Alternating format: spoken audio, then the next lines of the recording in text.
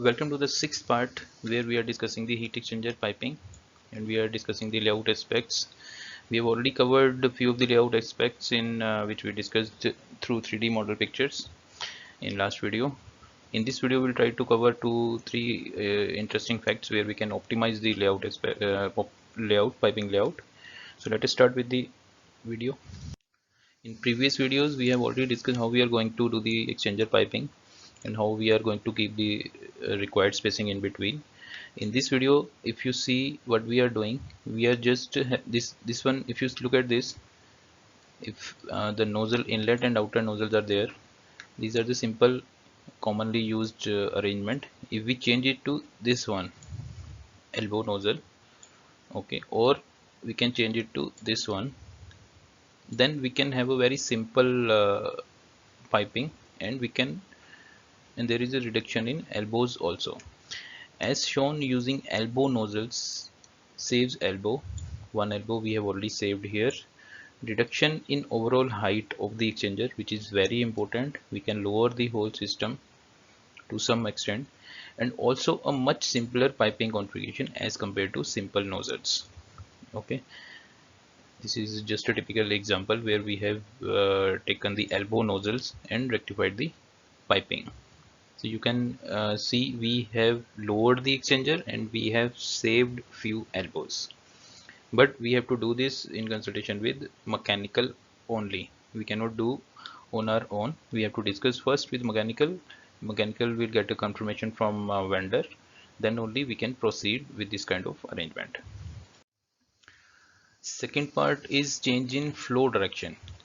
Generally in heated media should flow up and cooled one should flow down.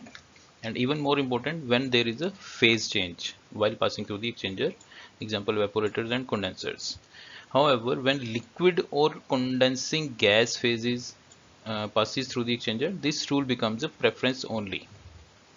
When there is a liquid or non-condensing gas, this requirement is not a mandatory requirement. Flow direction should be changed with proper consultation with mechanical and process engineer. If you see a first case here, when a cooling media is entering from bottom and hot is coming from top, okay, we will be having such kind of piping arrangement.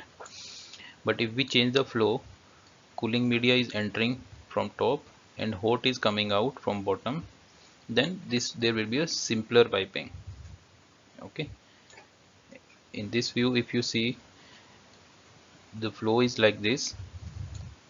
From column it is coming, then it is going out, it is entering into the second exchanger and coming out.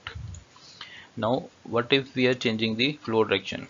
It is coming this way and this is coming directly to this and coming out. So we are having a simple layout, and it is also economical piping by changing the flow direction and nozzle locations. So this all we can do, but not without consulting with the mechanical and process team. So if we are in a starting phase of the project and we discuss with mechanical and process at the beginning, then they can consult with vendor and provide us the confirmation so that we can do the optimization in our piping layout. So these were the few of the interesting facts which we can use to optimize the layout. In next part, we'll try to start our new topic, that is valve classification and its useful facts. I'm sure you are liking this video series. See you in the next part.